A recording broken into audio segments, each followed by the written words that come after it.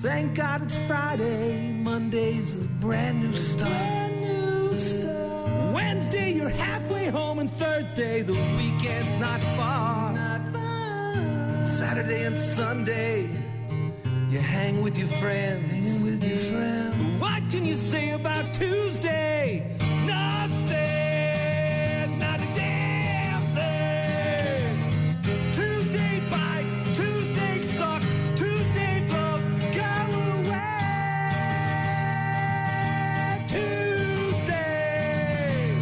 Tuesday's crap. Tuesday's lame. Tuesday's dumb. Go away. Tuesday.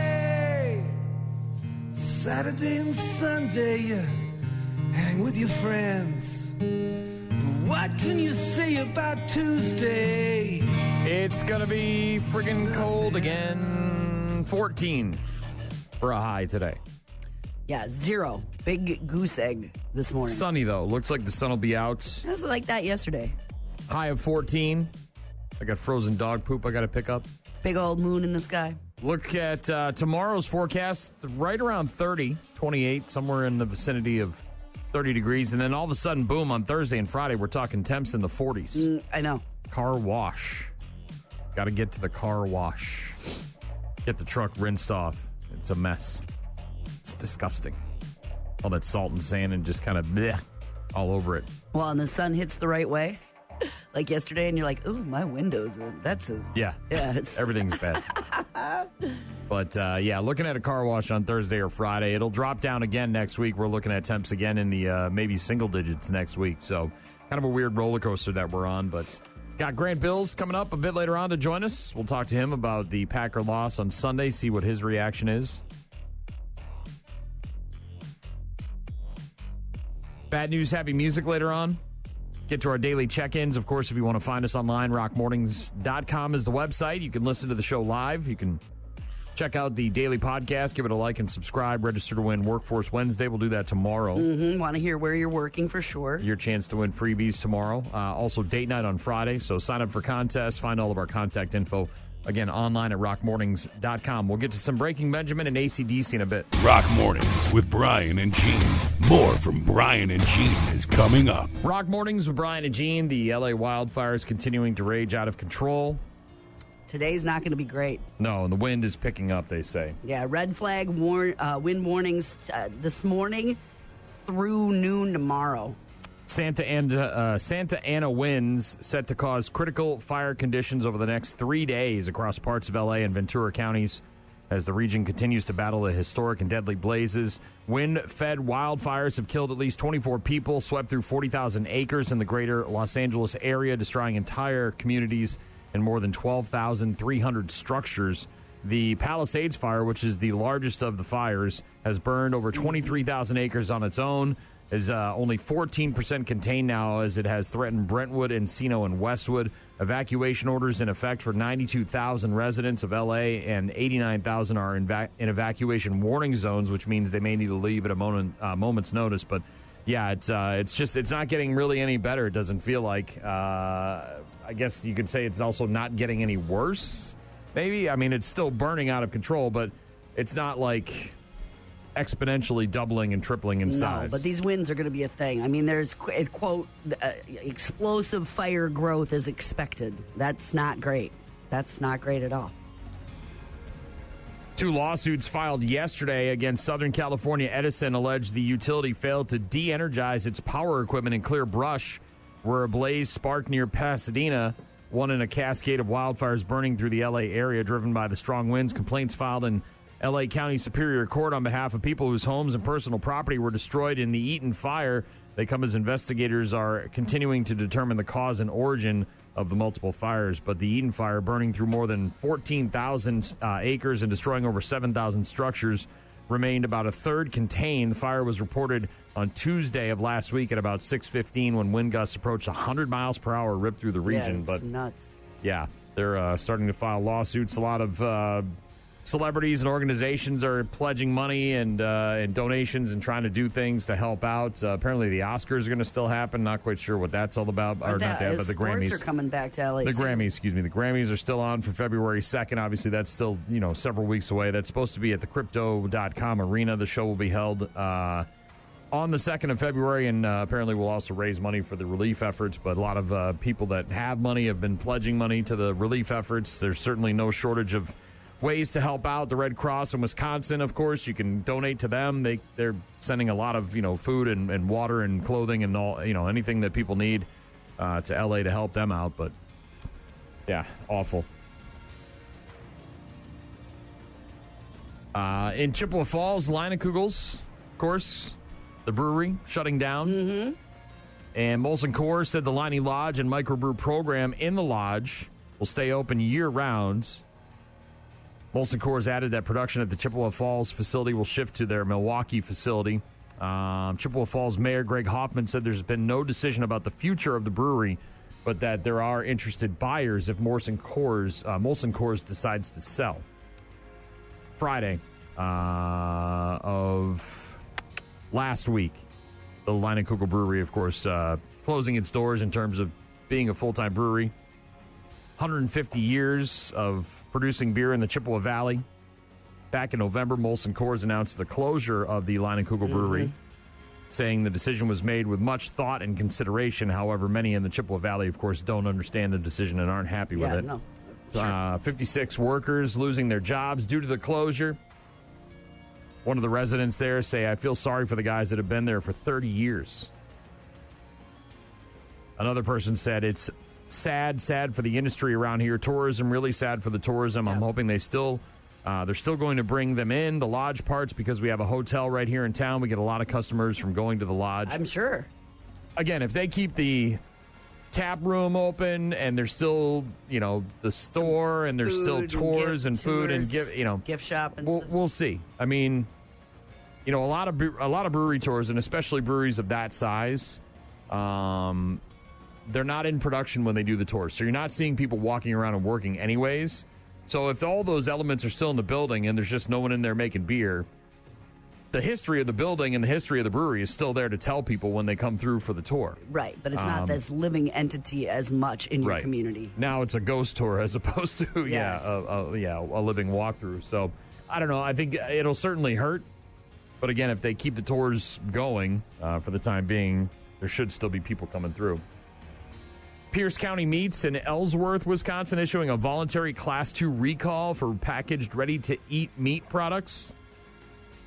The affected products carry a mark of inspection for establishment number 132 and would have been purchased or received prior to January 8th of this year. There's a whole bunch of products, including their blueberry Swiss summer sausage, the cheddar snack sticks, the honey barbecue snack sticks, the ring bologna, teriyaki snack sticks. There's a whole bunch here. And again, if you want to give it a Google, it's Pierce County Meats, Inc. in Ellsworth, Wisconsin, issuing a Class 2 product recall. Products included in this recall processed as a service from inspected carcasses at Pierce County Meats for their customers. Products were directly purchased from Pierce County Meats, Inc. or Big Acres Meat retail store locations in Prescott. And again, you can find out more about that meat recall by Googling it, Pierce County Meats. With a recall. In Des Moines, a Texas man arrested, and investigators say he has sent a series of threatening and sexually explicit messages to Caitlin Clark on social media. The guy's name is Michael Lewis. He's 55. He was taken into custody on Sunday in Indianapolis. Prosecutors say that Lewis made numerous posts and messages directed at Clark, some of which were sexually violent. According to the documents, this guy traveled from Texas to Indy, oh my God, where she plays, obviously, for the Indianapolis Fever. Yeah. With the intent of being closer to her. When he was visited by law enforcement last week regarding his messages, he claimed to be on vacation in Indianapolis, said the messages were an imaginary relationship. They continued to apparently terrifying. Investigators say that he continued to message Clark after being contacted by law enforcement.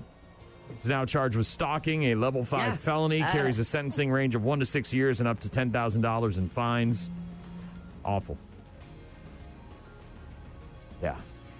1 year. Can you imagine? You live in fear like that everywhere you turn and everywhere you go, that somebody's going to be there to do some harm to you. And, they catch him and he's actively doing it, and you get a year's reprieve from that. Maybe. Ugh. Well, and that's the one you know about. I know. That's what I mean. I mean? There's I know. other people out there that are probably similar and Scary. you don't know about. Rock Mornings with Brian and Gene. Again, rockmornings.com if you want to find our contact info and get in touch with us. We've got some AC/DC coming up after Breaking Benjamin. Rock Mornings with Brian and Gene. Find them online at rockmornings.com. AC/DC on Rock Mornings with Brian and Gene. The wild card weekend wrapped up last night with a woeful performance by the Minnesota Vikings. Boy, they stunk to join up. Rams thoroughly beating the Vikings 27-9 last night. The 9 sacks by the Rams, tying an NFL record for a playoff game. They're already at the most that they've had in a playoff game in the franchise's history since team sacks became a stat in 1963.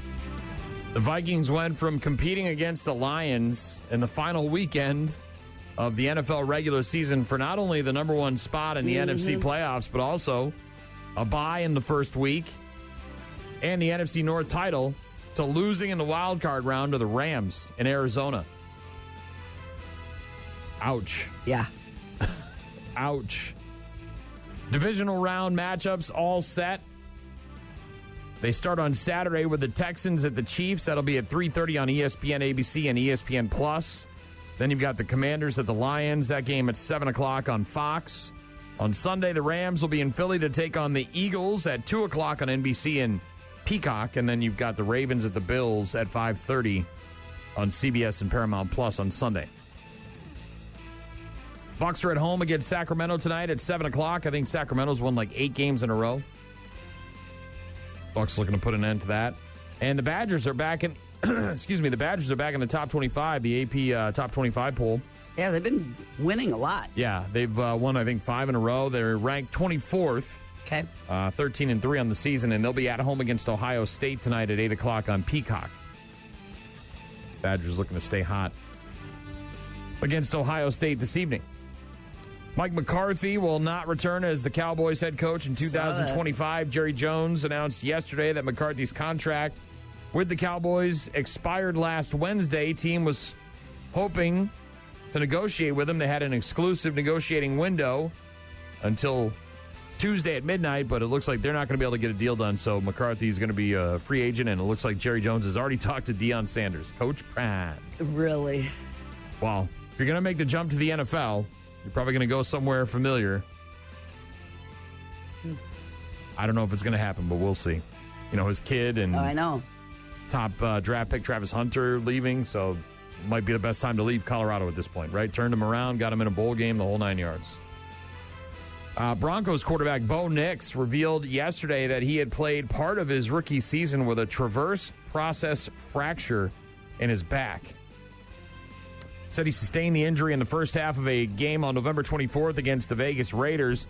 The transverse process, a small bone that sticks out from either side of your vertebrae. He said, yes, I got twisted up a little bit, had these 3 process fractures. A lot of guys play with a lot of those kinds of things. Yeah, there's no shortage of guys in the NFL that play with injuries. Yeah. When you hear back fractures, you're like, eh. Probably took the shot. Yeah. Wrapped it up tight. Yep. Pain management. Get out there and finish the season. Rock Mornings, Brian and Gene. We'll get to some Star Set in Lincoln Park in just a couple of minutes. Rock Mornings with Brian and Gene on your rock station. 1 week from Friday at the Lacrosse Center, it is Star Set. That is their latest Toxic. That's going to be an unusual show, isn't it? The Star Set. I'm excited. Yeah, they always have visually, it's stunning. And I haven't seen them in years, so I'm excited to see what they've got planned. But next Friday, Asking Alexandria, Star Set, Eva Under Fire at the Lacrosse Center on the first night of the Riverfront Revolt. And then the following night, the 25th, next Saturday, it's Beartooth, Memphis Mayfire, Pop Evil, and Lakeview. Details online, all ages, by the way, riverfrontrevolt.com.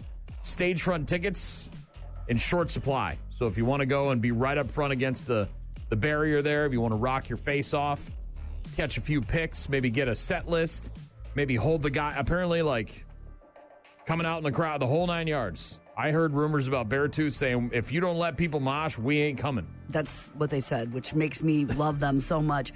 By the way, those stage front tickets, you're going in the front entrance. You're going in a special entrance, like a VIP entrance to the show both nights, so you don't have to wait in regular line. And that's a private bar area, too, so you don't have to leave the stage front area if you don't want to do that to go get a beer. Hell yeah. Mm-hmm. All the info online, riverfrontrevolt.com, next Friday and Saturday nights.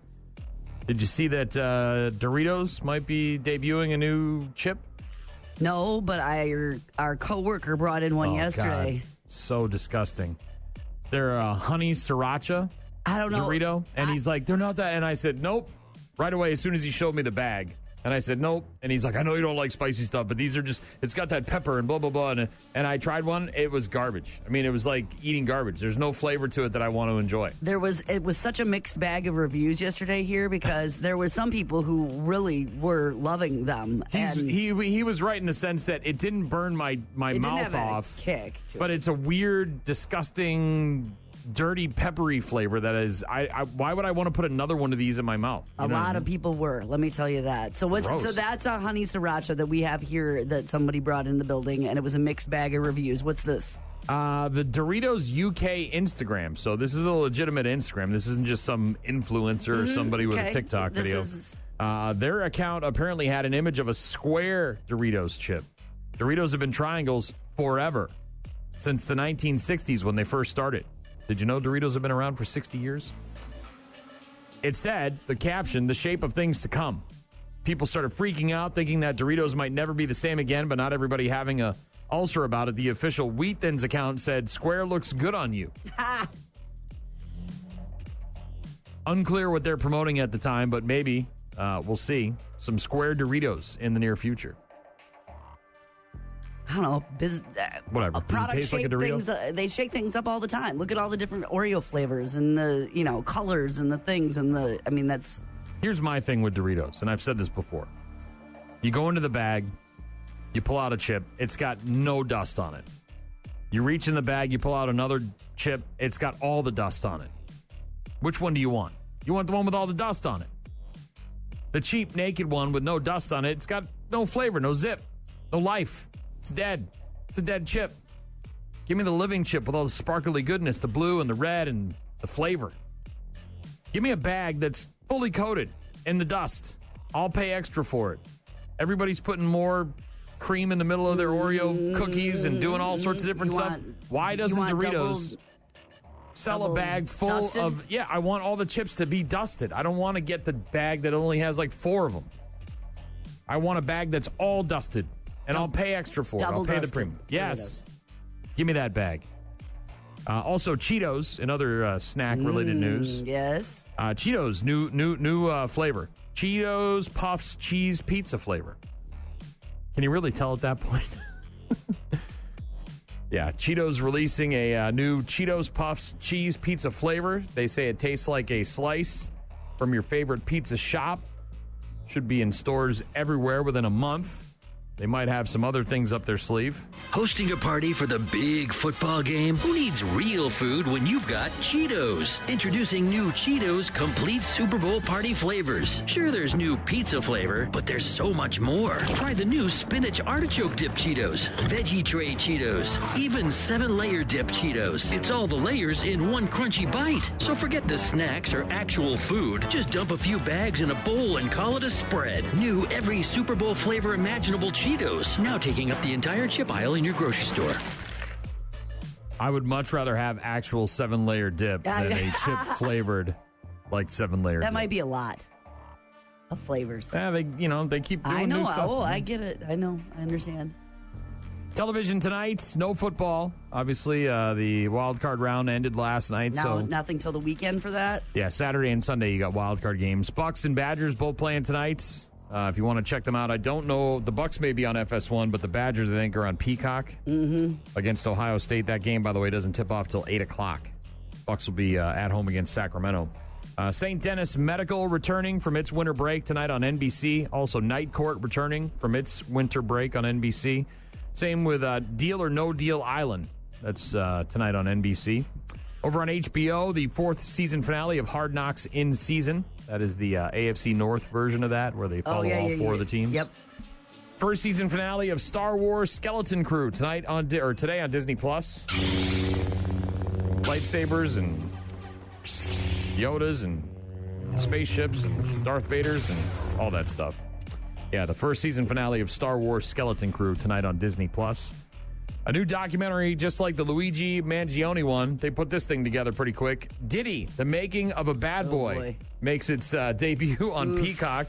If you want to find out about Diddy and Lube and freakouts and all the other celebrities that were there. Combs allegedly planned and controlled the sex performances, which he called freak-offs. The freak-offs sometimes lasted days at a time, involved multiple commercial sex workers, and often involved a variety of narcotics, ketamine, ecstasy, and GHB. Yeah. Yo. None of that's good. That is tonight on Peacock. It's the, actually, I think it's on the streaming service, so it should have premiered earlier today. But Diddy, The Making of a Bad Boy. Also, Will Trent, High Potential Doc, The Rookie, and The Irrational. On television tonight, Bill Burr is going to be on with Jimmy Kimmel as one of his guests. I'm going to become an actor despite the fact that nobody can really understand me. Against all odds, he starts making movies. Get down. There's a bomb. Get out of there. Becomes one of the biggest blockbuster stars of all time. What are you going to do next, Arnie? I think I'll marry a Kennedy. There's no way you can do that. Bam, he does it. Bill Burr on with Jimmy Kimmel tonight. Kimmel, of course, crying last night, talking about the LA wildfires. Mm-hmm. That guy will cry at the drop of a hat, man. Look, I tear up at stuff too. I'm not saying I don't, but man, it's like every time I see a clip of Kimmel, it's him crying about something. Uh-huh. Didn't he used to host a man show? Girls on trampolines and drinking beer and Ziggy Zakis, and now he's out there just crying and crying and crying. Stephen Colbert has got Josh Gad as one of his guests tonight. Hi, I'm Olaf and I like warm hugs. Also, Betty Gilpin will be on with Stephen Colbert. She's in that new, I think it's called American Primeval. It's like a limited series on Netflix that just came out. And Adie Bryant will be on with Seth Meyers. And your little baby Adie. We're home for Thanksgiving, y'all. Little baby Adie. Yeah. New release Tuesday, not a whole lot. A movie called Get Fast. This is one of those direct DVDs. It's rated R. It stars Lou Diamond Phillips. And what's it about? A heist goes wrong. A thief and a troubled orphan must rescue his kidnapped partner from a ruthless drug lord and her charming hitman. Is that on a Hallmark? No, it's on DVD. Okay. And a movie called Trigger Happy, not rated, doesn't star anybody you've ever heard of. A repressed husband attempts to murder his breadwinning wife for her life insurance policy, and a 1950s-inspired satire film. That's what's new on New Release Tuesday. Both of those don't feel like I gotta see either one of them. No, those are skips, big skips. We started watching, or rewatching, I should say, the movie Smile last night. Yeah, because there's a sequel, and it's on a streaming service, so wife wants to watch the sequel, but wants to remember what the first one was like. Basically, I think in the first one, if you see someone commit a suicide in front of you, and they've got the smile thing attached to them, then it attaches to you. And then, yeah, so we're about, I don't know. It was almost 2 hours long. We started watching it right after dinner, and about halfway through, I'm like, Jesus, man. I'm like, how long is this freaking movie? We ended up going upstairs and watching a few more minutes in bed, and then I was like, shut it off. I got to go to sleep. Yeah. Also, we watched over the weekend, speaking of Betty Gilpin, who's going to be on with, Stephen Colbert tonight. She's in a movie from a few years ago called The Hunt. Remember this film? So a bunch of, it's liberals versus conservatives. And basically a bunch of liberals, liberal elite, they abduct a bunch of conservative people who post on blogs and conspiracy theory, and all this stuff. They drug them and abduct them and take them to like a game hunt where they hunt them. Now I remember. And they got bridles when they wake up, and then there's a big box full of guns and stuff, and she's the main character in it. We watched that over the weekend. It's a Blumhouse film. It was okay. I don't think I'd ever seen it. You still watching Yellowstone? No, we haven't. I said last night we talked about it, but we haven't had schedules that are lined up. Okay. All right. Foo Fighters coming up a bit later on, rockmornings.com if you want to get in touch with us. Again, going to be cold today, 14 for a high, but some sunshine. Warming up tomorrow near 30 and then up near 40 on Thursday and Friday. Here is Danzig. Rock Mornings with Brian and Gene on your rock station. Danzig, Mother, Rock Mornings, Brian and Gene. Got an email yesterday. Didn't get a chance to read it. It was from Tim. The subject was Frog Door. Tim said, ugh, was hoping to never hear that cacophony ever again. Thanks. Yesterday was the anniversary of the Trogdor email, the strong bad emails that used to come into homestarrunner.com. And apparently Timothy, not a fan. He didn't like any of that. Of the Trogdor song. And I told him you just need to wait until January 13th for it to pop back up again. He said, I was hopping to never hear that cacophony again. See what I did there? I see what he did there. Frogdor instead of Trogdor. Trogdor!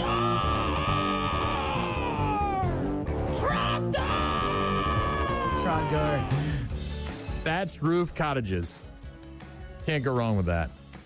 Today, by the way, is the, not that anybody but me cares, it's the anniversary of the I Love You Strong Bad email, which was number 9, that introduced the character Fahugwa Gods, which they eventually turned into a music number, another song from Homestar Runner. They boy, man, back in the day, they pumped out the content on that website. I don't know if you remember Fahugwa Gods. I don't think I do. Come on, Fahugwa Gods. You don't remember this? I don't think so. On Fahugwa Gods. Everybody to the limit. You don't remember this? I don't think so. It's so funny. A good bass line. Yeah, is this Primus? Oh, it's Strong Bad. I'm just teasing. On for Hogwarts, guys. Say come on for Hogwarts, guys. Everybody to the limit. Everybody to the limit. Everybody come on for Hogwarts, guys. No? Say come on for Hogwarts, guys. Say come on. I remember for the guys. Burninator, Everybody the to the limit. Who's S-shaped that? He's to the dragon. limit. Everybody come on for Hogwarts, guys. Come All on. right. I see you jocking me. I'll have to let my buddy Jeremy know that today's the anniversary of that. We used to sing that to each other all the time. Again, if you were a Homestar Runner person back in the late 90s, early 2000s, before there was really viral videos, this was your jam, man. Fahugwa Gods, The Cheat is Grounded. The Cheat. Yeah. So I apologize, Timothy. Thank you for sending an email. But you got another year before you get to hear Trogdor again. I think. Might squeeze it in there at some point. Rockmornings.com. If you want to get in touch with us, send us an email, maybe a text message. We got the Foo Fighters coming up in just a few minutes. Rock Mornings with Brian and Gene. Find them online at rockmornings.com. Rock Mornings with Brian and Gene. You talk about a kid who's going to have an interesting story for the rest of his life. 2019, Karen and Ron welcoming Ezra at just 7 months old into their home as a foster child. Baby, never going to remember it, but still given up for adoption, ends up in the foster care system. Thankfully, a loving couple were able to adopt him and bring him into their home again back in 2019. Ezra, however, suffered severe liver damage at birth, which caused bile duct blockages and impaired liver function. A pediatric surgeon in Buffalo, New York, where the family was from, referred Ezra to another doctor, a surgical director at the pediatric liver transplant program I was just going to say. at the Hassenfeld Children's Hospital. Obviously a pretty big deal. The mom drove 6 hours down to New York City, where the doctor performed a surgical procedure to reconstruct and open up Ezra's bile ducts, providing him with several years of normal liver function. The doctor said, quote, "We essentially wanted to buy Ezra some time and allow him to grow before considering a liver transplant." Yeah, but they just a knew all little tiny along baby, right. the transplant was going to be a thing. They were going to have to do it. It was never a question of if he would need a new liver, but when. Over time, Ezra, of course, became a part of the family, very large family, includes 7 biological kids and other foster children. One of those couples, We right? know those families. We know those families. So much love in their house. Back in 2022, 3 years after they brought him into the home as a foster child, they officially adopted him.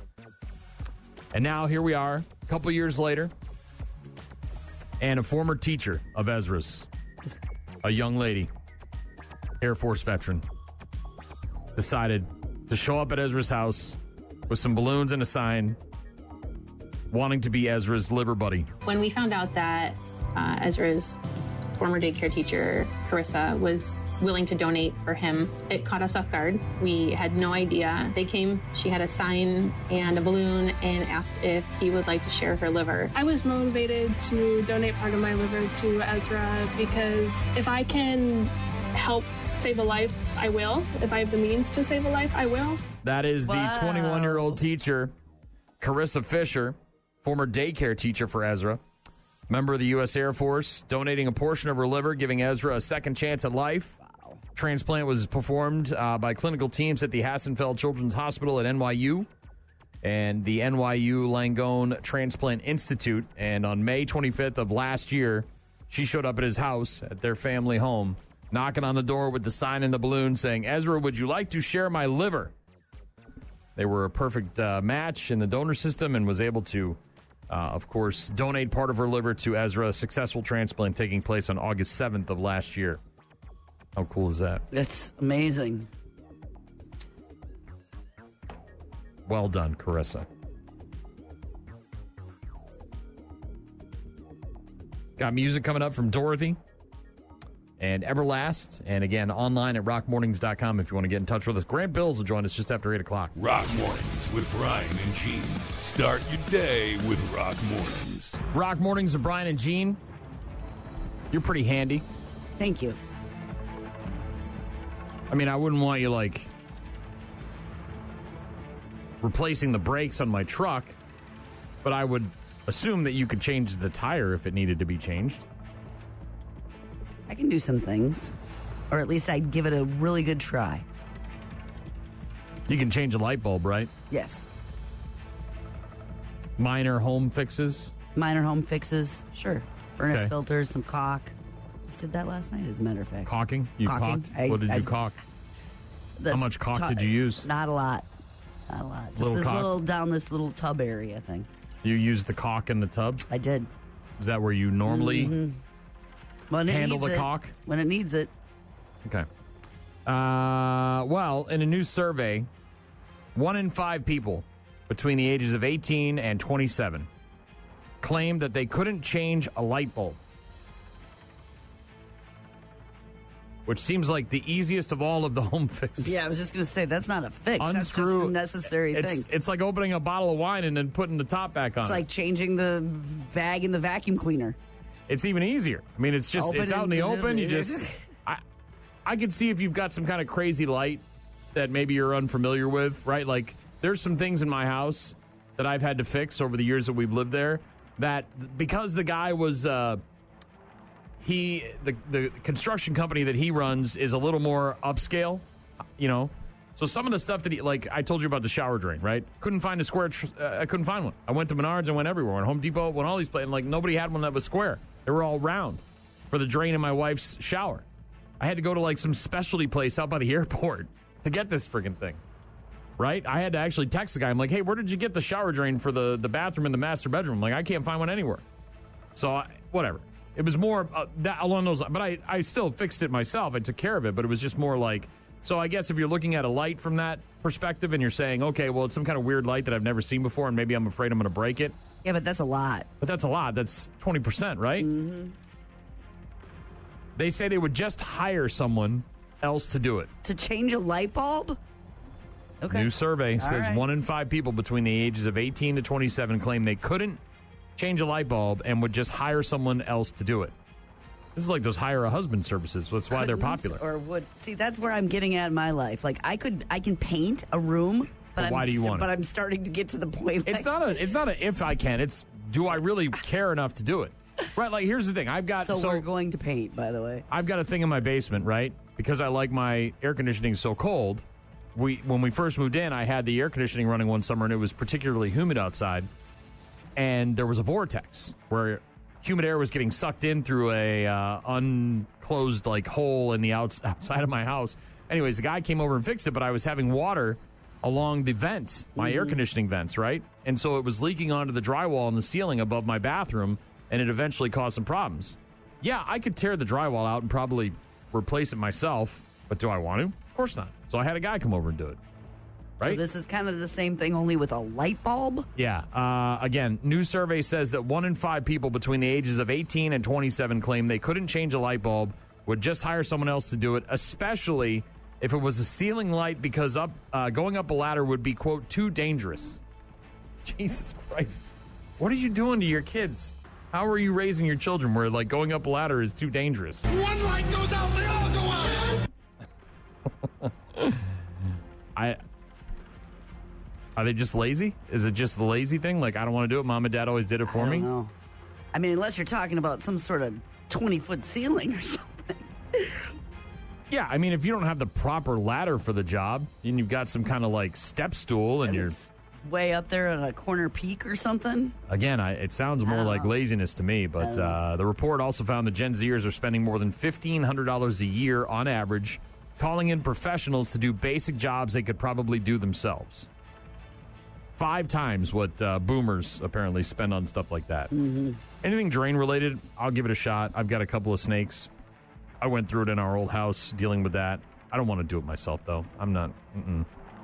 It's more of just look, you have a job. This is your job. I'll pay you to do that job, right? If you don't want to MC your own event, you call me. I'll come do it. I got it. Survey also found that a lot of Gen Zers don't know how to do basic car maintenance. Also don't know how to hang pictures or frames. And some didn't recognize common tools like a wrench. Change oil or check oil, put in the washer fluid. I think, hang some pictures. Kids can all do that stuff. Change the light bulb. The light bulb thing. I'm assuming you're teaching your kids, your daughters and your son, how to do these things as they grow up, or that's have what I just taught said. them. Yeah, those basic things we've gone over. Jack up a car, tire change. I'm trying to think. I mean, yeah, they can do things. 1 in 5. Do they have a lot to learn yet about things? You don't. Some stuff you don't figure out until you have a house, and then it's out of necessity. As the guy who wants kids to get off his lawn, that's part of the reason why I don't take anything that kids or influencers or anybody under the age of 25 on the internet seriously. Because what do you really know about life? I was an idiot at the age of 25. I didn't know diddly poo. You start buying houses and you start owning properties and having to mow your own lawn and deal with neighbors and taxes and insurance and crap like that. It's like, good luck, bro. All the things you wish you had learned in school, you didn't learn. But yeah, 1 in 5 people aged 18 to 27 said they couldn't or wouldn't change a light bulb. There's a guy who's making videos as a dad showing kids how to do stuff. Oh, there's several of them. Yeah, so you can just watch a YouTube video. Yeah, and again, there's plenty of those hire a husband things where it's like a handyman, like the dad with the toolbox. Yeah. Just come over and what do you need fixed? I got a couple of lights out and I got a fire alarm that isn't working and my microwave's on the fritz and yeah. I think when it comes to changing lights, the hard part is tracking down the right light to replace it. Because if you've got a bathroom mirror with 7 lights on it and only one of them blows and you go and you pick one up and it's not the same one, then you're like, crap. I got to go back and try to find the right light. How many watts is it? And how many, it's like, ugh. And it's weird because, and I guess that makes sense, but in the last week, 4 different lights in our house have gone out. It feels like we would go and get bulbs, replace the thing, and then it's like, damn it. All at once. Everlast coming up in just a bit. Grant Bill's going to join us later on to talk sports, Wisconsin sports. Obviously, get his reaction to the Packer loss. Speaking of the Packer loss, did you see the video of the Eagles fan? Oh, man. I can't believe you didn't see it. Barstool had it first, And it's, of course, made its way to TMZ and all the other blogs and all that stuff. But I said this before, and I'll say it again. Eagles fans are the absolute worst in the history of forever. They are disgusting, despicable human beings. These Packers, and look, I get it. So he's yelling at her? Oh, he's not just yelling at her. He's calling her the C word right in front of her fiance, right? He's trying to engage this guy in Mortal Kombat, right? Because he knows what's going to happen, right? He's just calling her all these names right in front of her fiance. And this poor guy, they're just there in their Packer gear. They're up in the 300s, the nosebleeds, which is where all this crap happens. Uncalled for, unprovoked. This guy's just there cheering on his team, and he's shouting at her the whole time. Like, they're not even... they're sitting near each other or whatever, but he's just doing it to engage. Yeah, again, he's trying to goad this guy into fighting him by harassing his fiance, a woman, calling her the C word over and over and over again and belittling her. And needless to say, of course, the video goes viral all over the internet. TMZ Sports has got it. Barstool's got it. Well, the company that employs this guy, people are pissed. People, even Eagles fans, maybe not all of them, but some of them, want this guy banned. They want to find this guy and they want him banned. They don't want him to be a part of, the Eagles playoff run as they go forward. But apparently the internet was able to track down this guy's company. He works for a place called BCT Partners. It's apparently a solutions management business thing, whatever. And they had to release a statement. They were getting hammered with calls and emails to, fire this guy, which is what we see a lot of times with Karens. Karens freak out and people find out where they work. They said the management at BCT Partners has been made aware of a video circulating involving an employee making offensive remarks outside of the workplace. BCT Partners denounces this type of behavior, and we take this matter extremely seriously. As an organization that has always stood for inclusivity, the conduct displayed was completely unacceptable and stands in direct opposition to our company values. Blah, blah, blah. Begun a full investigation, this, that, the other thing. But you watch the video and you're just like, dude, you're a grown-ass man and you're doing this over football, of all the things. It's crazy. I got a feeling they're going to find this guy real quick. Yeah. And not only is he going to lose his job, but he's probably going to get banned from going Very unpopular right now. Probably going to get banned from, again. Unprovoked and just off I'm sure there's plenty of Eagles fans out there that are just like that guy and support him and want to and love it and think it's hilarious and whatever, but dude, that could have obviously turned violent in the drop of a hat. I mean, that guy could have said, look, dude, don't talk to my wife that way or my fiance. And next thing you know, you got a problem on your hands and you might end up getting killed. Seen that before. But yeah, I can't believe you haven't seen that. Now I have. Oof. It's a hard watch.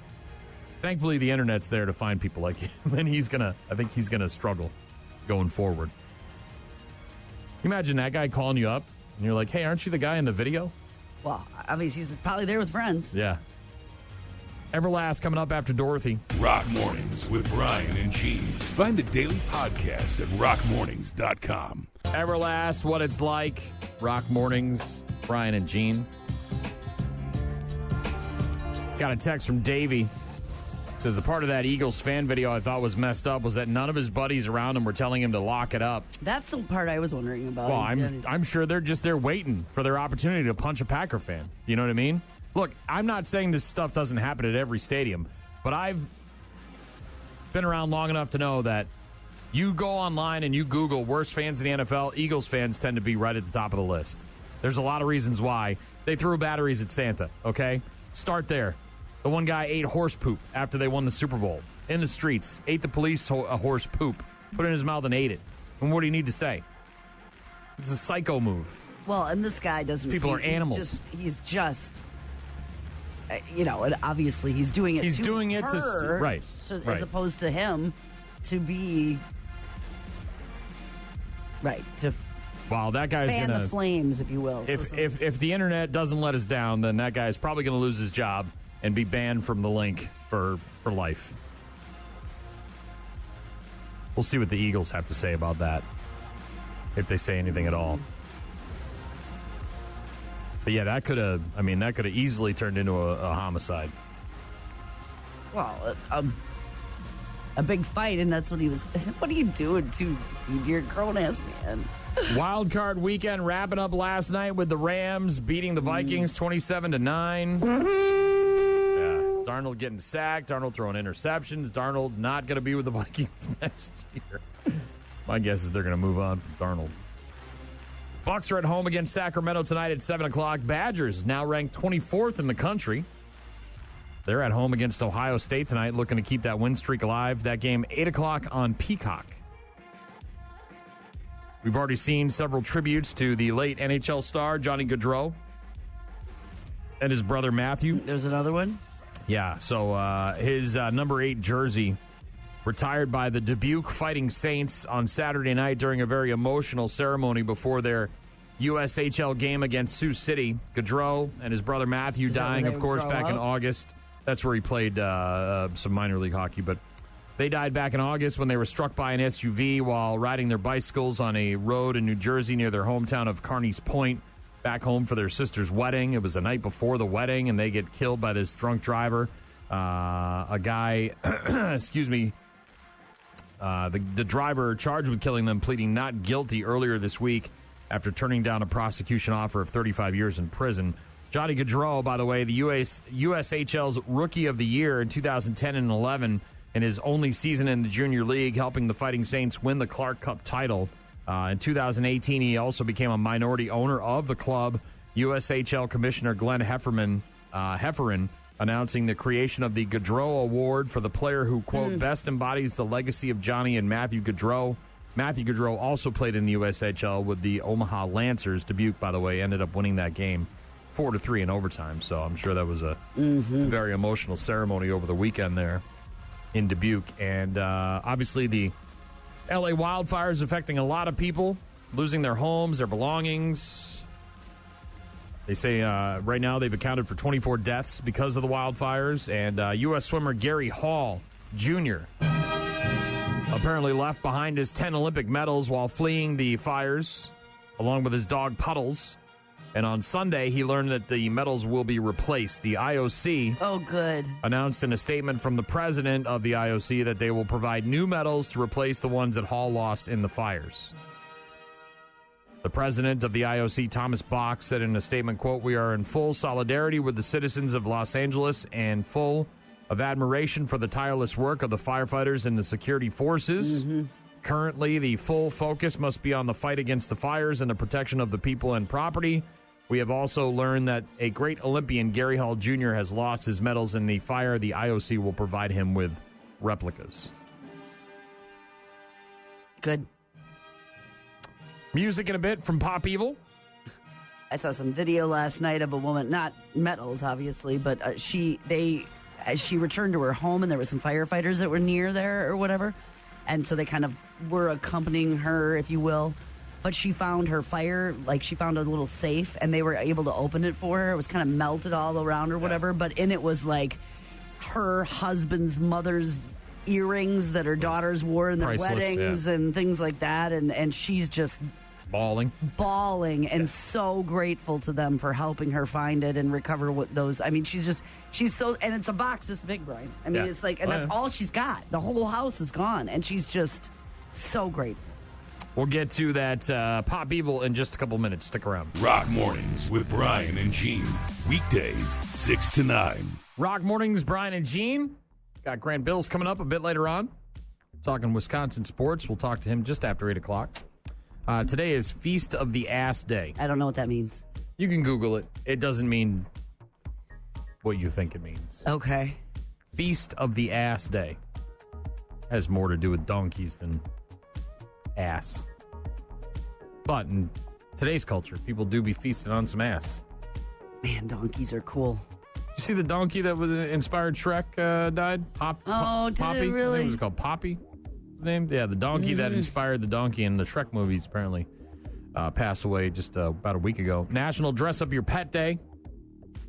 They love that. We only do it like around the holidays usually.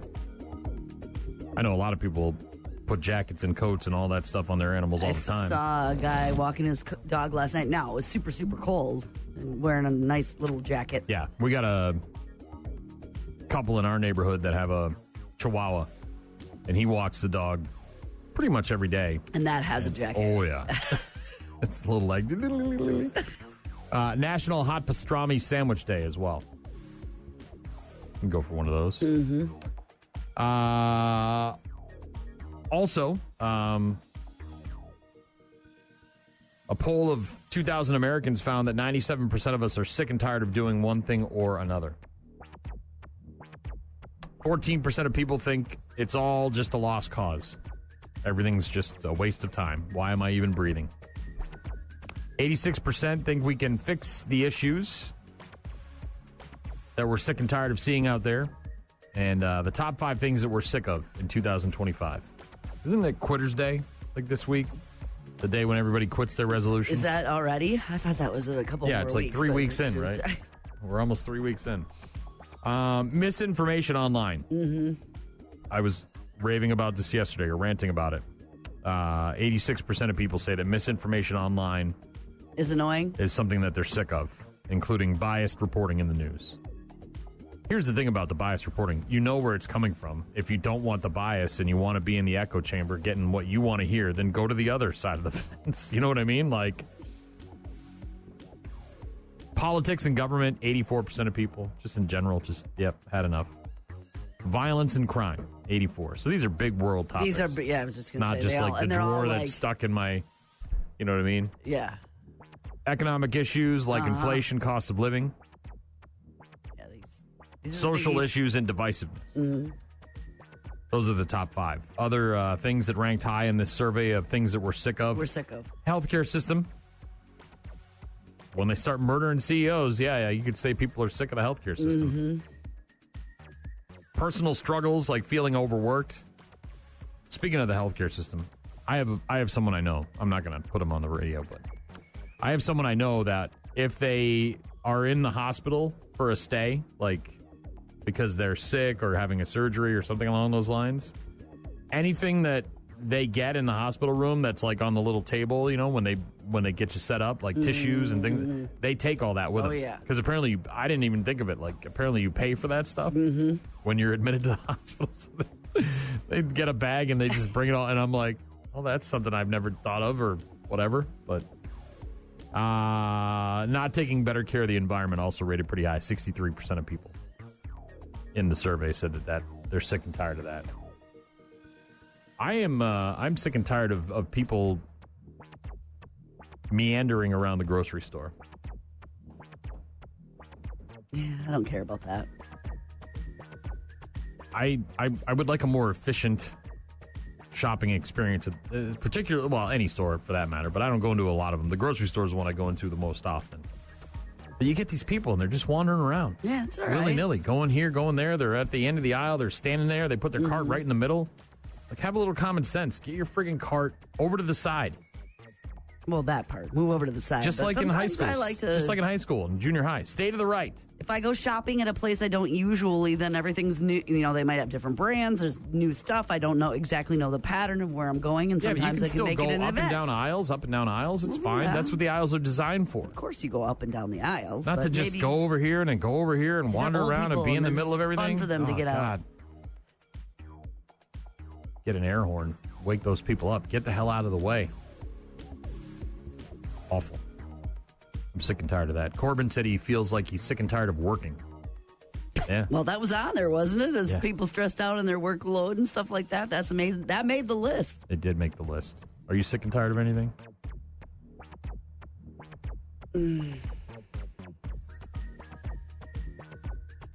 Everything breaking at my house. Sick and tired of that. Tom said, don't get me wrong, I like those feel-good videos on TikTok, but I also hate that a lot of them are scripted. Yeah. Is he Trogdor? What is he talking about? No. So, you know, the videos where it's overly produced. Oh. When it comes to, like, I surprised my girlfriend with this fake popcorn bucket, and they're like, oh. And they're doing all these, you know, it's like vaudeville. It's like... Oh. The lady finding her rings, that was real. The jewelry box with the firefighter, I mean, there was no doubt that was raw emotion. Thanks, Tom. Thank you, Corbin. Rockmornings.com if you want to get in touch with us. Speaking of being sick of it all. Rock Mornings with Brian and Gene. Find them online at rockmornings.com. Skillets with sick of it. You know what I'm sick of? What are you sick of right now? Getting asked how I want my burger cooked, and then they don't cook it the way I want it. And not because they messed up, but it's because they just cook it that way every time. Like, I want rare. More on the rare side of way rare. Medium rare. Right. I want very pink and juicy in the middle. So they say that to you, and then they bring it to you. And you medium? know they're just asking because they are told to ask. They give you the impression that they care about your choice. And then it comes out, and it's just medium, and it's brown all the way through, and it's usually dry and mealy and not very good. Twice this weekend. How would you like that cooked? It doesn't matter. Why are you asking I know that? exactly. I know exactly what it's going to be when it comes out. That's why you got to put so much crap on it. It's like a Bloody Mary with a million things in it, right? If the Bloody itself is not good, then okay, cool. I had a fried chicken and a burger and a slice of pizza, but like, then you get to the Bloody and you're like, eh. Yeah, all the stuff on top of the burger's cool, the onions and the mushrooms and the cheeses and all this other crap, but like, is the burger itself, can it stand alone? Probably not. I'm sick of that. Stop asking me. Just bring me the burger that's overcooked, that you've already made. That's probably sitting in a well. I'm sick of getting notifications that I've got to go pick up our prescriptions way on the other side of town at this one pharmacy because we... Do you not go there anymore? We need to use it because of, insurance and all it's required, but then one after the other, and you can't, they aren't shipping them, and I've got to go. I was just there this past freaking weekend, and now I got to go again. That makes me mad. Sick of the notifications? I am. All right.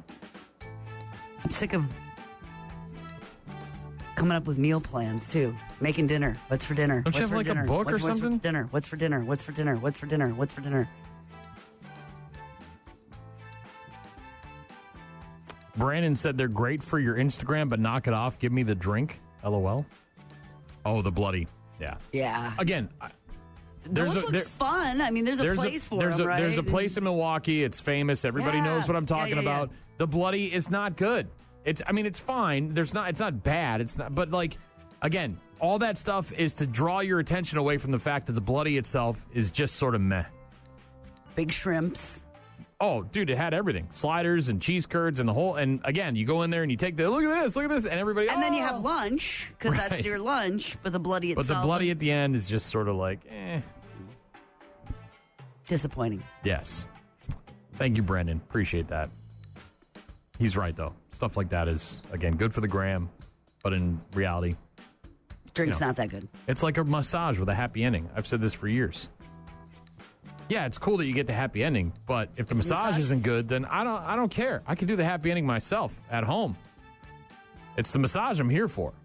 Give me the so-so happy ending with a really good massage. I'm way happier with that than a so-so massage and a very good happy ending.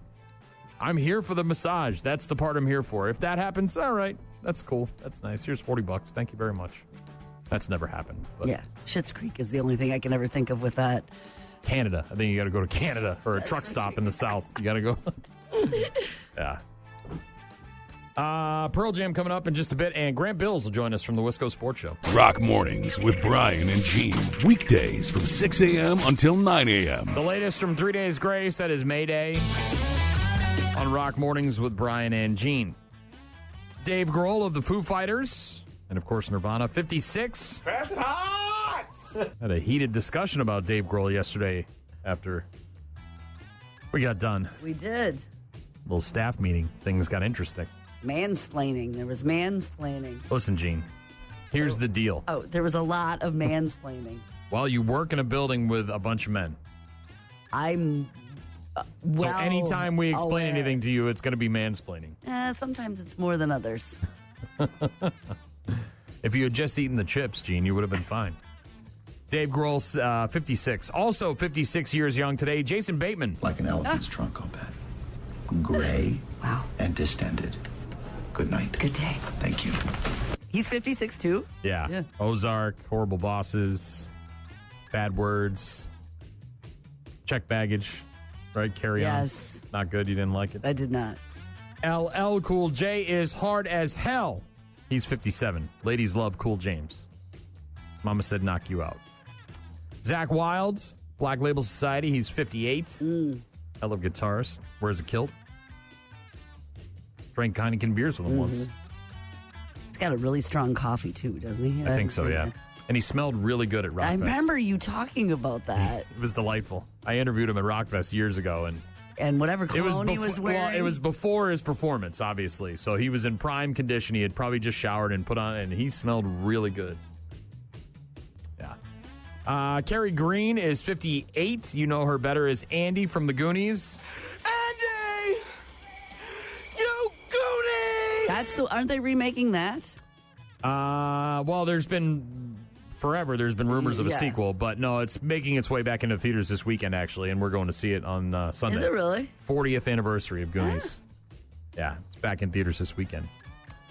Jeff Tate, the former lead singer of Queensryche, is 66. Hacksaw Jim Duggan, 71. With my hair going this way, my eyes going that way, and sweat going every which way. It's going to be a fight, and you're going down, tough guy. Oh! I loved Hacksaw Jim Duggan. 71. Carl Weathers would have been 77. He was born on this day in 1948. He died last year in 2024. Of course, Apollo Creed from the Rocky films. He was Chubbs in Adam Sandler's Happy Gilmore. Damn alligator bit my hand off. Oh, my God. I'm sure they'll pay homage to him in the upcoming Happy Gilmore sequel. He, of course, was also in Predator with Arnold Schwarzenegger. Yep. Dylan, you son of a bitch.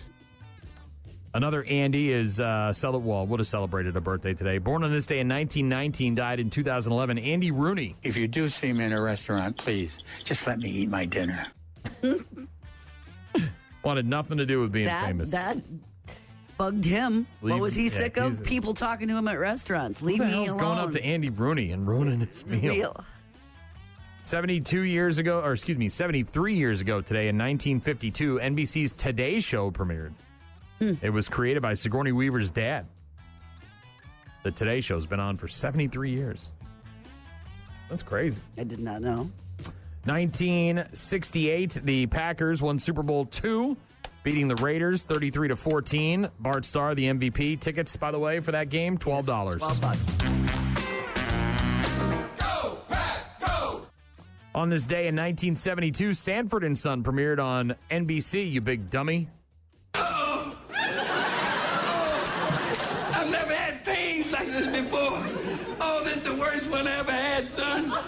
Oh, it's the worst one. This is a big one. I'm dying. You hear that, Elizabeth? I'm coming to join you, honey.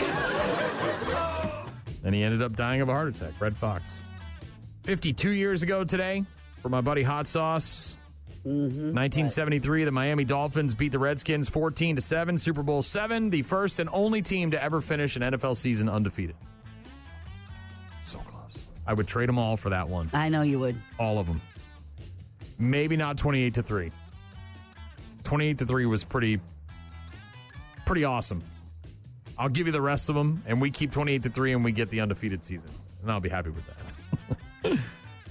48 years ago today, 1977, the very first episode of Fantasy Island premiered on ABC.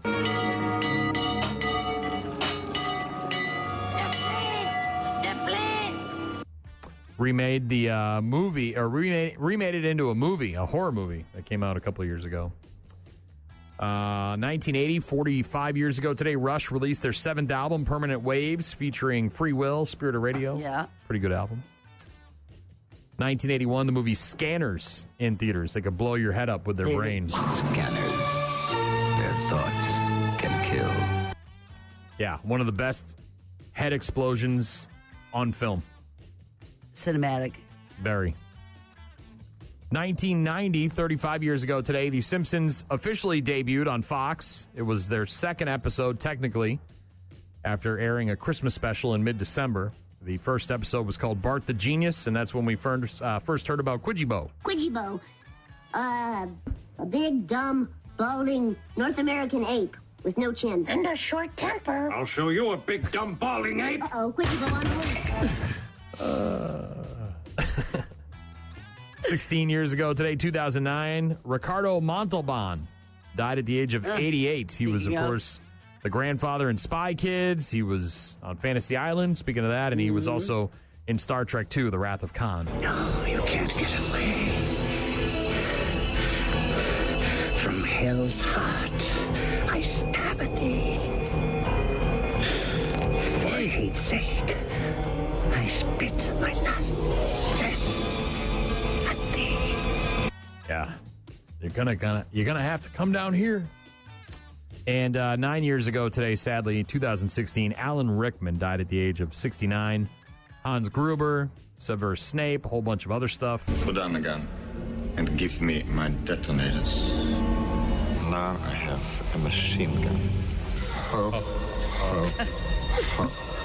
What was it you said to me before? Yippee-ki-yay, motherfucker. Mm-hmm. There you go. Some stuff that happened on this day in history, along with some birthdays. We'll get to Grant Bills of the Wisco Sports Show next. Rock Mornings with Brian and Gene. Start your day with Rock Mornings. Every Tuesday at about 8:15, we're joined on the phone by our buddy, our friend, the one and only, the host of the Wisco Sports Show, Grant Bills.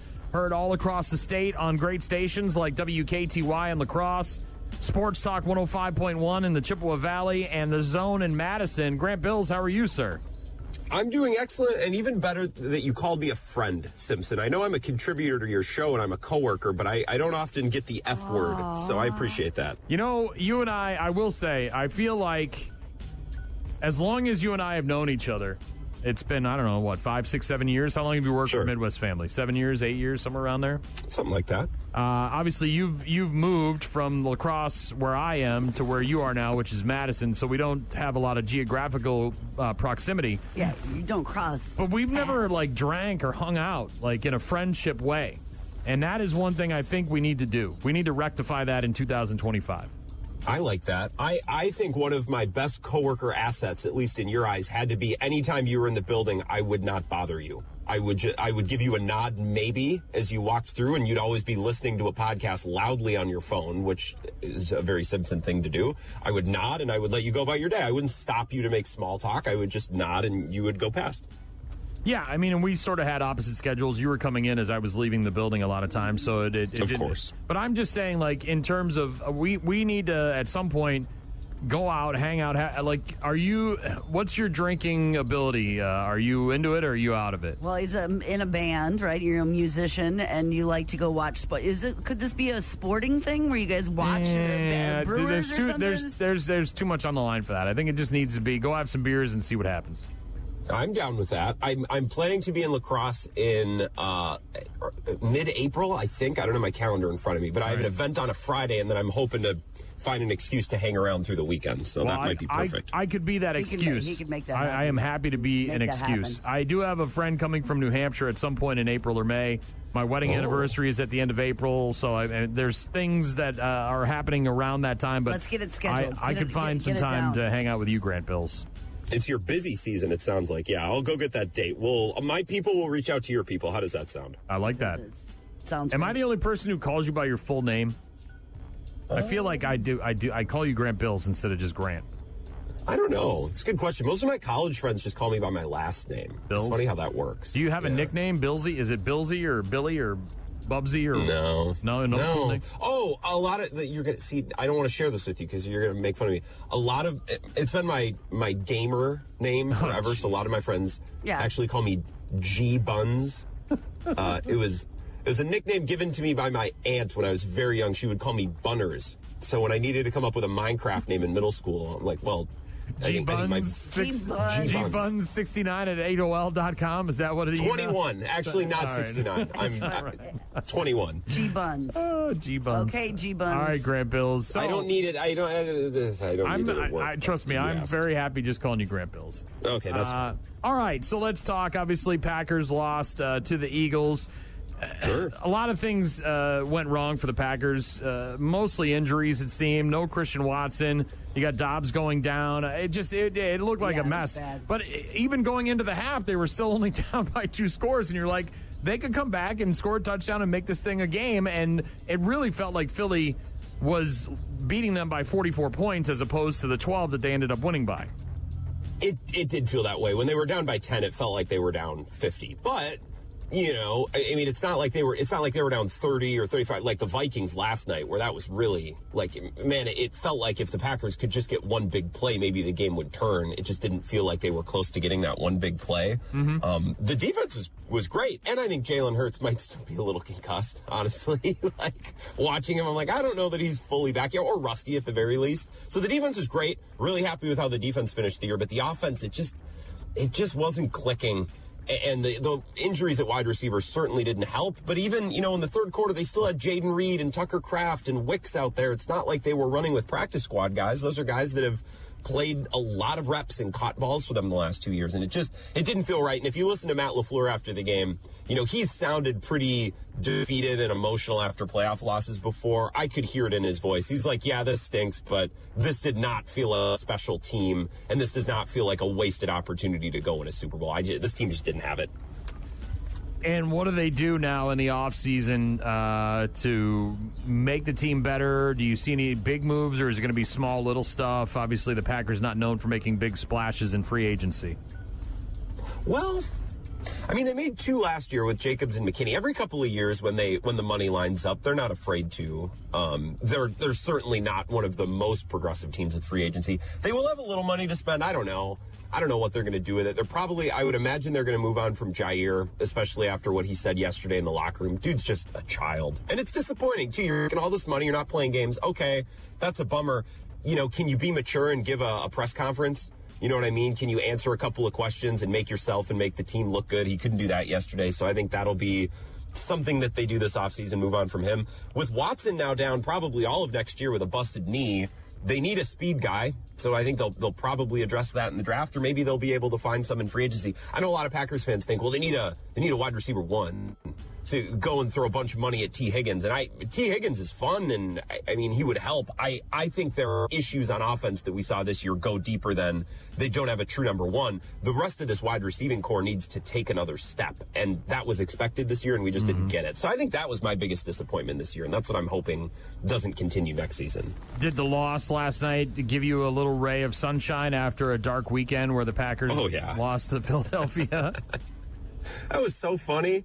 I have a really, really close buddy who lives out west now, and he's from the Twin Cities originally, and he follows sports, but he's not like a nut about it, so sometimes he'll text me with thoughts or questions, and he texted me this morning at 6 o'clock. I would imagine just as he's waking up, he's like, the NFL's stupid. I'm like, yeah, man, cheering. And Simpson, you know this. I'll know you know this less than I do because your Patriots won a lot of Super Bowls. My Packers have won one with Aaron Rodgers. Cheering for a contender is really fun until the games start mattering. And then you know what? It's really stressful and the losses suck. And the worst part is, and this is what I told him, waking up the next day and being like, oh yeah, that happened. And that's going to be the thing, especially in my job. That's the thing that we're doing today. So it stinks. So I feel for my Vikings friends. My significant other and her family are all Vikings fans. She wasn't too broken up about it. But yeah, how could that not make you feel better as a Packers fan? That was awesome last night. Simpson. Do you see a scenario where now that Aaron Rodgers' time with the Jets seems to have come to an end, that he could end up in Minnesota, a la Brett Favre? Are we looking at the Disney script? Is this going to happen or not? Sure. So it seems a lot more plausible. You can make the case for it a lot better today than you could have a month ago. I just think the Vikings will have better options. Like, do they want old Aaron Rodgers and everything that comes with him? Or do they want Daniel Jones for cheap? Because they just did that with Darnold. Look at how well it worked. Or, right, I think their first preference is J.J. McCarthy's just ready to go. Right? Like, that's their first priority. That's what they would like, I would assume. And if he's not, I just think they'll have better, cheaper, less dramatic options than Aaron Rodgers. And they could do worse than Rodgers, too. Don't get me wrong. I'm not acting like he's the worst human in the world. There's just a lot that comes with him that I think a smart organization like the Vikings would probably prefer to avoid. And they have that energy and funness and silly kind ofness going about them this year, and that doesn't have any. And unlike Brett's situation, it doesn't feel like Aaron harbors the same sort of negative emotions for the Packer organization that Brett had at the end. No, I don't think so. And I also think Rodgers, I don't know. I'd have a really hard time seeing him playing for the Vikings or the Bears. I think if it came down to it, and I could be big time wrong, but I'll give Aaron Rodgers a lot of credit, and I think some Packers fans should give him more credit these days. I think if he was faced with the opportunity of retire or go play for the Vikings or the Bears for a dirt one-year deal, I think he'd consider retirement. I don't know that he wants to do that. Maybe I could be wrong. Maybe he'd go play for a rival. He doesn't harbor the same feelings as Simpson, like you said. I also think that's because he's smarter than Favre. Favre, look, you could say what you want about Favre. I think the number one bullet point at the top of Favre's resume or his Wikipedia page is he's not that bright. And I think everything stems from that. He got it in his mind that, the Packers organization hates me and the fans hate me and I need to stick it. No, man, it was the GM and it was a numbers decision. And I think Rodgers, unlike Favre, gets that. So I don't think he has this animosity. I can't see him coming to play for the Vikings or the Bears, and I don't think the Vikings would want him. Grant Bills of the Wisco Sports Show joining us every Tuesday just after 8 o'clock. What's your reaction to the video of the Eagles fan and the Packer fan at the Link over the weekend? And they've apparently tracked this guy down where he works, at least. I haven't seen anything in regards to a name, but they have apparently the business that he works for had to issue a statement about an investigation they're going to do with the video, which I don't know what you have to investigate. It sounds like that guy was a complete a-hole to this couple in the stands. What's your reaction to the video? So the work thing is weird. Like, that guy sucks. I feel a little weird about let's find his name, let's find where he works. I don't know. Like, if he teaches school kids, maybe. I don't know. That weirds me out a little bit. I'd like to hear your take on that. But there is an animosity and an aggressiveness that I expect, especially going into Philly. You go on the road. And I think Packers fans have to understand, and hopefully most of them do, if you're going to a game in Philly, you can't be a jerk. You're behind enemy lines. You're surrounded by rambunctious Eagles fans. You got to realize you're on the road and play nice. Was she a jerk? You should be able to... No, that's what I'm saying. You should be able to cheer for your team. I don't think she was a jerk. And no. Like, she's also a woman, Gene. Like, come on, man. Like, I think the guy's going after low-hanging fruit here. I think it's like stealing candy from a baby. He's trying to egg this guy into a violent confrontation, knowing full well that the rest of the Eagles fans up there in that area are going to take his side and beat this guy to a bloody pulp. Yeah. And the guy didn't, he didn't take the bait, to his credit, but at the same time, bro, I'm leaving. Like, I'm going to take why are we gonna sit here and take my fiance and I'm going to go find a cop and I'm going to get the hell out of here, because I'm not going to sit there and get abused for the entire game just to cheer my team on in the nosebleed section. No way. Yeah. And also, I don't know if the guy or girl in this case is deserving, like, they should get some flack back. That language is pretty strong. And to do it to a woman, like, that's just, I don't know. That's pretty nasty. And I think most Eagles fans would agree. So you guys have talked about it, I'm sure. That's great morning show fodder. I didn't get to it yesterday, but I didn't really see the video until last night after the show, so I didn't even really know how bad it was. It's pretty heinous to look at it in just that small, whatever the time frame is. You don't know what else happened around that. You don't know if this guy said something or how this interaction began. Your assumption is because Eagles fans are some of the worst in the league, this guy just is a jag-off and wants to, antagonize fans of opposing teams and eventually get in some sort of physical altercation. And then he goes again after the woman because he's waiting for the guy to respond.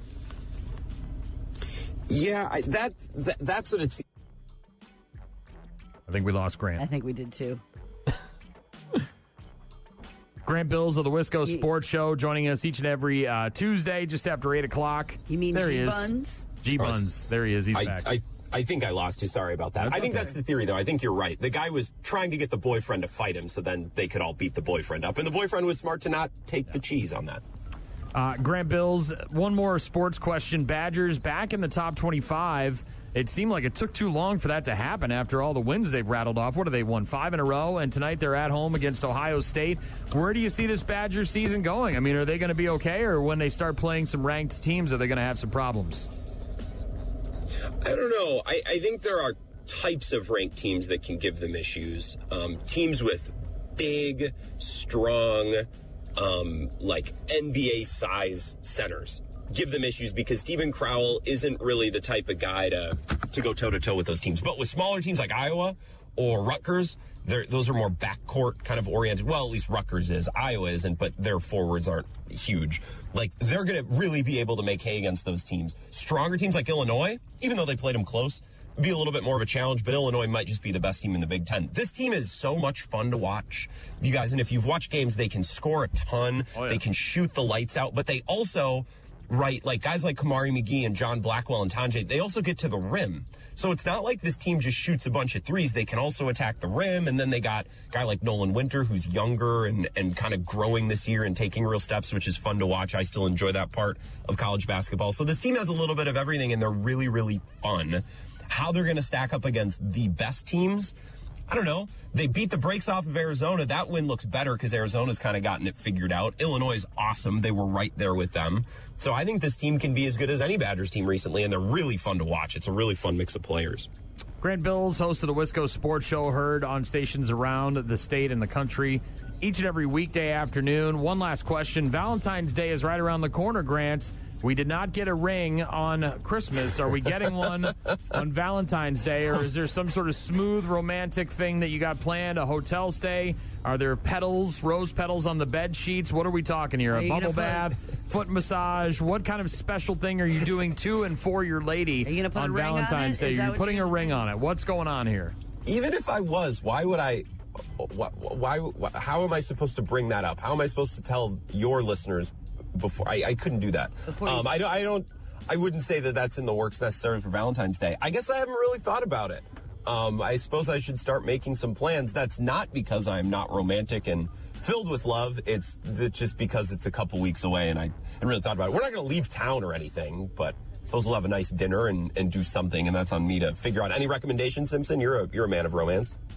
Well, I certainly wouldn't go with the same old that you seem to be doing, which is a nice dinner. Every time I talk to you about you and your girlfriend, it's, take her to a nice dinner. Like you're fattening. It sounds like you're fattening up the lambs for slaughter. I don't know. Bring her to a nice hotel, something fancy schmancy. Give her a foot rub. Do something sexy. You guys like concerts? You can take her. Why don't you role play? Call her different names, Jessica or whatever the hell. You know, make up little stories, write little notes, get some sex dice, buy some handcuffs. I don't know. Do something.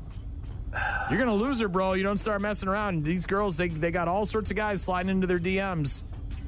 This is true in 2025. We did a hotel. We went to Chicago in November. We went to nice. a dinner and a show. I know that was in November. Don't throw that back in my face. I know it's almost February.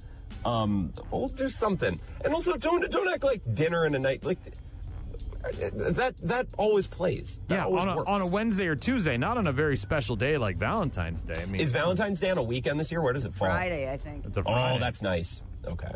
Yeah, maybe I'll let's scheme. You two are both very romantic. If you have any advice, please shoot me a text this week. Jean's definition of romance at this point in her relationship is new cabinets or carpeting or something along those lines. Yeah. I think her love language is what would that be? Get home improvement. Yeah. Is that her love language? Fix the dishwasher. Yes. Yeah, that's what it is. That's what it is. Grant Bills of the Wisco Sports Show. Thank you very much. Always a pleasure. We'll talk to you next week.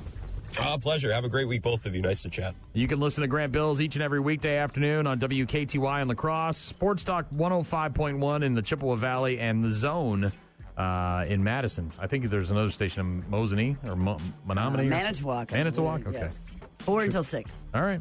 Charlie Barron's. Hey. We'll get to Hailstorm in just a bit. Rock Mornings with Brian and Gene. Find the daily podcast at rockmornings.com. You're about to enter a beautiful, exciting, wonderful new world.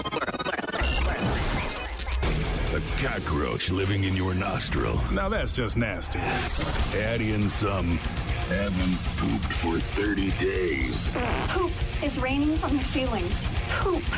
And sprinkle in some hashtag Florida Man for flavor. Florida Man. Florida Man. Florida Man. Florida Man. Florida Man. Florida Man. Florida Man quits his Burger King job, steals all of their chicken nuggets.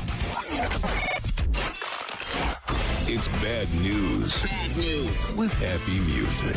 Let's rock. Bad news, happy music. Another person got robbed because they thought they were dating Brad Pitt. What? Woman in France became convinced that she was in a relationship with Oscar winner Brad Pitt. Like an online relationship? 53-year-old woman who is named Anne, at least that's the name she gave, is the latest woman to fall for the fake Brad Pitt scam. Several cases apparently reported in Spain back in 2024. The woman is an interior designer. Said the nightmare began in September of 2023 when she got a message on Instagram from Jane Etta Pitt, the actor's mother, or so they claimed. Chatting with Brad Pitt's mom apparently quickly turned to discussions about Brad himself and how the two would make a great romantic match. Oh my gosh, what? Yes. And this grown woman with a job as an interior designer with a brain, assuming she has a brain in her head, believed that the mother of Brad Pitt reached out to her on the internet to find out if they would like to be. Anne was told by the fraudster, quote, "It is a woman like you that my son needs." Okay, and then what? Then she sent him a bunch of money? Hello, and my mother told me a lot about you. I would like to know more. That was the following day when another account would contact Anne. Brad. That would be Brad. At first, she thought it might be a scam, but soon fell for the fraudster's tangled web of deceit. Anne recalled being flabbergasted as she was actually speaking with Brad Pitt, adding, "At first, I thought it was fake, but I could not understand what was happening to me. After that, we would contact each other every day, and we became friends." Going through a rough patch in her personal life, a relationship with a millionaire entrepreneur who was 19 years older than Anne. She's 53, so that's like 72. Posing as Brad Pitt, sent her poems, songs, AI photos of him in a hospital bed, like Photoshop. You got to see these pictures, too. These AI photos are so bad. Like, there's one where he's got, like, his head all wrapped up like he's in a hospital, like he just suffered a motorcycle injury. So he was hurt and he needed her money? That's basically how it boils down. He knew how to talk to women. It was always very well done. He started buying her luxurious bags, but told her that she had to pay for the customs. That's how she first spent a bunch of money on Brad Pitt. Eventually, the scammer claimed that he had kidney cancer and needed money for treatment. He told Anne that his ex-wife, Angelina Jolie, had frozen his bank accounts. Come on. You got to see this. You got to see this picture of him getting operated on. You got to see it. You're a woman with a brain, a full-grown woman with a brain who got married and has a business, believed that this was real. Anne apparently sent the con artist €1 million for the fake cancer treatment. Dude. I know. I know. Come on. It was only after she saw the pictures of Brad Pitt with his new girlfriend online on like an actual website, Inez de Roman, in the newspapers that she began to suspect that it was a scam. It was only then. Up until then. We got to put her on the rocket ship to Mars. We're consumers, Jim. Okay. Buy a lot of stuff. You're a good citizen. But if you don't buy a lot of stuff, if you don't, what are you then, I ask you? What? Mentally ill. Back, Jim, back. If you don't buy things, toilet paper, new cars, computerized blenders, electrically operated sexual devices, stereo systems with brain-implanted headphones, screwdrivers, miniature built-in radar devices, Jeffrey, voice-activated computers. Take it easy, Jeffrey. Be calm. Be calm, Jeffrey. And stop stealing this lady's money. The first rule of Fight Club is you do not talk about Fight Club. The second rule of Fight Club is you do not talk about Fight Club. We're doomed.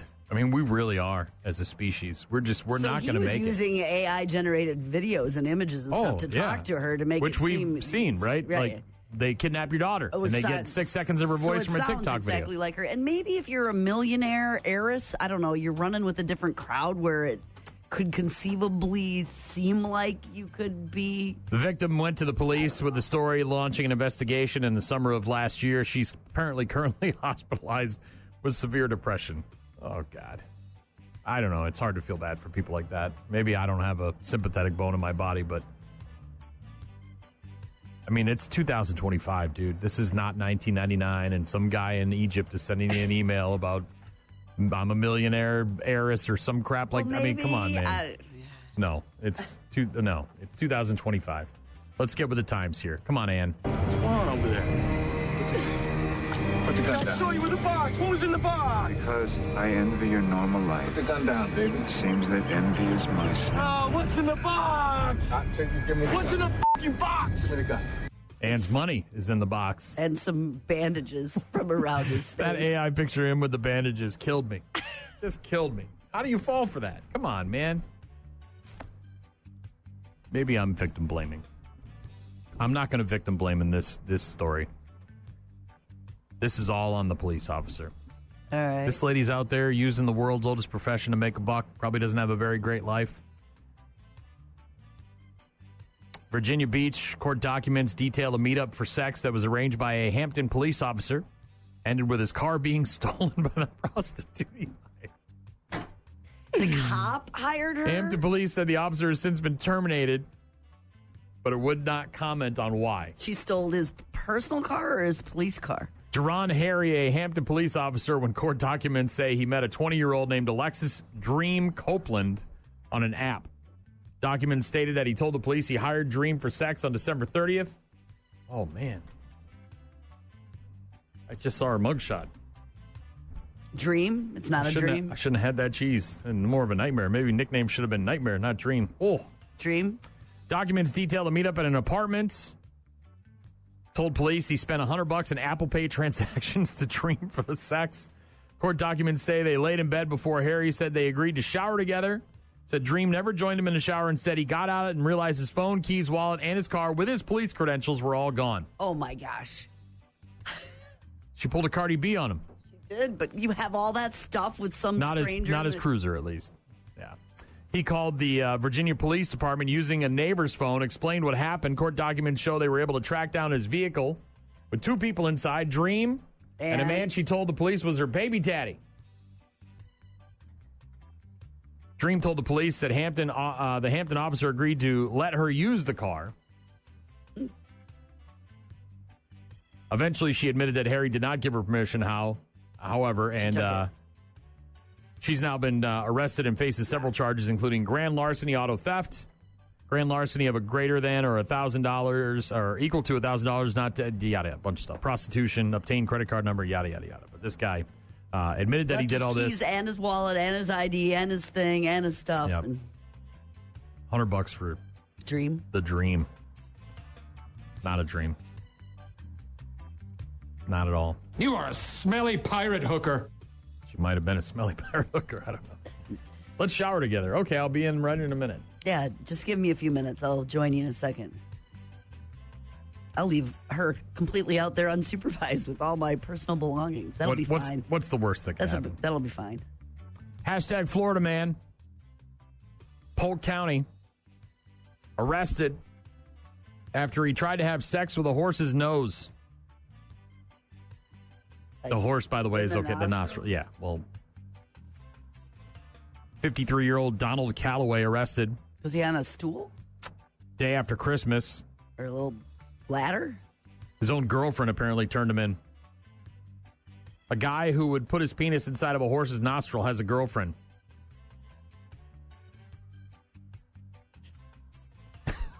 Think about that. She called the cops after she found Donald standing next to the horse and pleasuring himself. She said he had his junk near the horse's head, and it was obvious what he was trying to do. She also got some of it on video. Oh, no. Donald eventually admitted to it. Yeah, it's on video. Told police he hadn't gotten lucky in probably 2 months and described it as a sexually frustrated moment. He also said it was a, quote, dumb decision. Thankfully, the horse is fine. The horse's name is it? The horse's name is Raven, not injured. Apparently, she's somewhere around 22, 23 years old. He's now facing charges for sexual contact with an animal. He said, well, you know, I had just some sexual frustration. Donald Calloway, who's 53 from Lake Wells, admitted that because he was trying to do the wow thing with the horse. She said, nay. That's right. He tried to engage in inappropriate conduct with a horse, which is clearly against the law. Does Donald not know that a horse will bite you? That is, of course, Sheriff Grady Judd, who has become very popular on the interwebs with the way he treats criminals, including Donald. Tried to put his penis inside of a horse's nostril. Because he's had a dry spell. He's had a dry spell, rough couple of months. Taking him back to Nevada where he's wanted for banging horses. Slump Buster over here. Yeah. That's the name of my horse. What's the name of your horse? Slump Buster. It's been a while, so I've been in a little bit of a rut. You know, I got a girlfriend, but what the hell? Last but not least, this one hurts. This one's painful. We've seen people have issues with fireworks before, blowing off some fingers. Jason Pierre-Paul. Mm-hmm. Right up the top of my head. This guy, though. My brother has a big scar on his forehead. What's the worst place a man can get hit with a firework? Well, probably his sexual frustration. Being a man isn't about the penis. Writhing in agony, Andrew Disney glancing down to where the rocket had just exploded with his entire groin soaked in blood. He had one thought: have I lost my manhood? What, was he standing over the top of this rocket or what? July 4th, 2022. Took his son to a family fireworks display. Grew up in England, moved to America in 2007, lived there ever since. Works in telecommunications sales. I loved life in Texas with my American wife, Megan, and our son, who was at the time 8 years old. Classic American experience. 4th of July celebration. Potato salad, Rockets red glare. A friend hosting a get-together. They had 2.5 acres, and because it was Texas, I knew there'd be more than a few sparklers. When it comes to fireworks in this part of the world, the bigger, the better. Yeah, it's Texas, brah. Mm-hmm. Andrew, T-shirt and shorts. Arrived at the friend's house with the son. Had some food, had some drinks. Sounds like a 4th of July so far. Got dark. Everybody headed outside. Wife moved our chairs to sit near some other parents and have a chat while we enjoyed the fireworks display. Sounds just fine so far. Safe. Son was playing with some other kids. Roman candles. Bunch of other stuff. Sky started to fill up with mortars, one after another. And then seconds later, disaster struck. How did it strike his penis? Instead of shooting up into the sky, the next one to be lit fell over and flew towards the house. Turning my head to the right, I could see it exploding on the porch, leaving a fire across the yard. Then, before I had time to even get out of my chair, the second fallen firework went off. That one flew directly at me. Yo. The force of it flung me back off my chair and onto the ground. I was instantly in the most excruciating pain of my life. Lying back on the grass, the top of my legs and my lap felt like they were on fire in agony. All I could do was scream, "It burns! It burns!" All right, now, mommy, daddy button.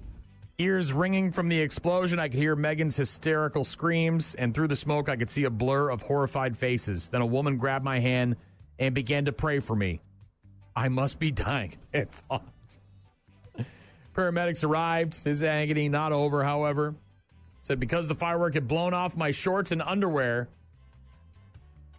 Wow. They were able to quickly get to work, but they accidentally caught my testicles in the tourniquet they were making. I heard myself shout, "My bollocks are in there."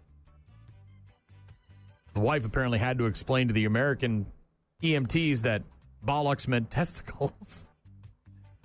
Got on a gurney, bunch of painkillers. Ugh. Wondering if he had lost his genitals. Taken to the hospital. Now that penis had a mole on it. I'd recognize that penis anywhere. Did he have to have reconstructive surgery? Apparently he had a belt buckle on, a Texas-sized belt buckle. And that is what saved his junk from getting completely blown off. The doctors told me without the belt buckle, protecting my major organs, my injuries would have been a great deal worse. Gunpowder removed, injuries repaired. Sorta. Apparently back to normal, other than all the burn marks down there. Sorta. But didn't lose his stuff. Got hit right in the mommy-daddy button with some fireworks. Well, and it sounds like it really wasn't his fault. He was just at an event, sitting in a chair. It wasn't like he was being dumb and stupid and, Surgeries, really skin grafts, the whole 9 yards. Well, I see you got them snakes and sparklers, but where's good stuff, man? Good stuff. This is the good stuff. Snakes and sparklers. Maybe stick to those. Not the mortars. That dude got hit right in the junk.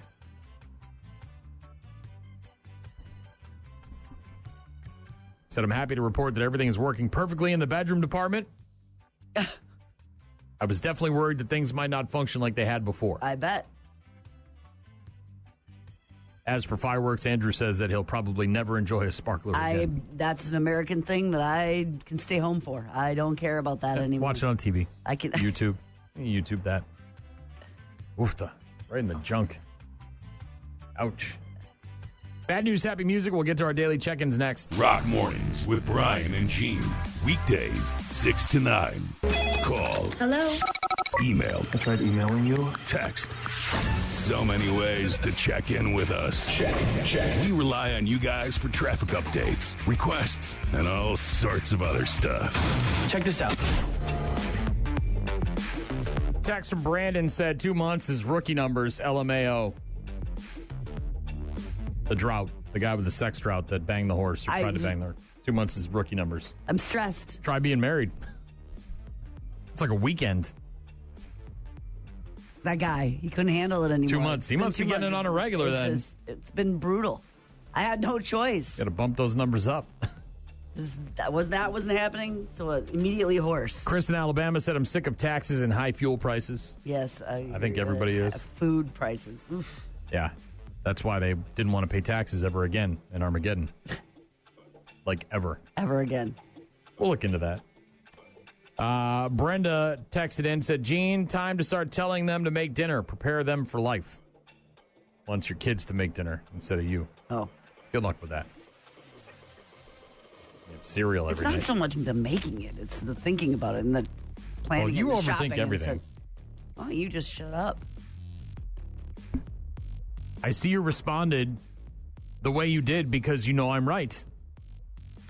Tom from Cashton said, don't get me wrong, I like a feel-good video on TikTok, but I also hate that a lot of it is scripted. Yeah, look at this dog I rescued. Well, you probably put the dog there so you could rescue it and make a TikTok Although, video. did you see the guy who found his dog after his... Yeah, we had that yesterday. Yeah, I know. I don't feel like that was scripted at all. Corbin texted in and said, I feel like I'm sick and tired of working. Yes. Aren't we all? Yes, I hear you. Davey. Very sick and tired of it, huh? Texting in about the Packer fan at the link over the weekend getting assaulted verbally by the Eagles fan. Said the part of that Eagles fan video I thought was messed up was that none of his buddies were telling him to lock it up. I can't blame the Packer fan for not engaging him. Yeah, no, I don't think anybody's blaming the Packer fan at all. I think everyone's looking at the Eagle fan and be like, you're a psycho and you probably shouldn't be in public. And I don't want to engage you because I know where this is going. Right, I know exactly where this is headed.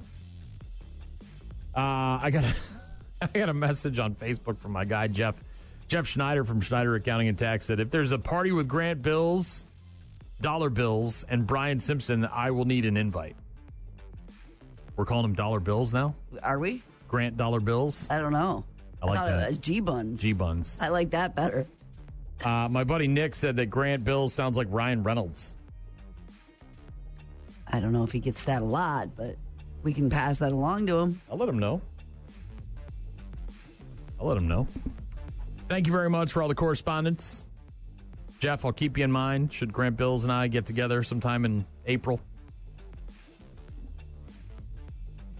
There's some appetizers and beers to be had. No. Sporting event? No. Maybe sports? Beers and shots and spooky spins. He's not doing Inappropriate commentary. Lots of bad words. Grant's going to see what it's like to live the high life. That's not how Grant Bills rolls. No more martinis and fancy cheese plates, all right? We're taking it down to the dumpster. It's not how he rolls. Maybe you play some dice. You can do that. We'll see. I'll let you know, Jeff. Thanks for the correspondence. Have a great rest of your Tuesday. We'll talk to you tomorrow.